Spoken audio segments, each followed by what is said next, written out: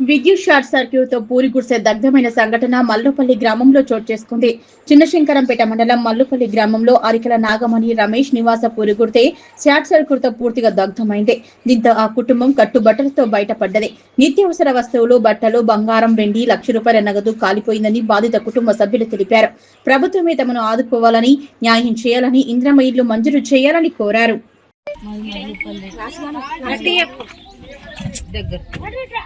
Current మా ఇల్లు కాలిపోయింది. టీవీ, ఫ్రిడ్జ్ అన్నీ కాలిపోయినాయి. ఏం లేకుండా కాలిపోయినాయి. ఇంట్లో వస్తువులు లేవు, పైసలు అన్నీ కాలిపోయినాయి. సంచుల బియ్యం ఇప్పుడు ₹1,00,000 తెచ్చిన, ఇంట్లో పెట్టిన, పోయినాయి, కాలిపోయినాయి. తులంన్నర బంగారం పోయింది, ఎండి పోయింది.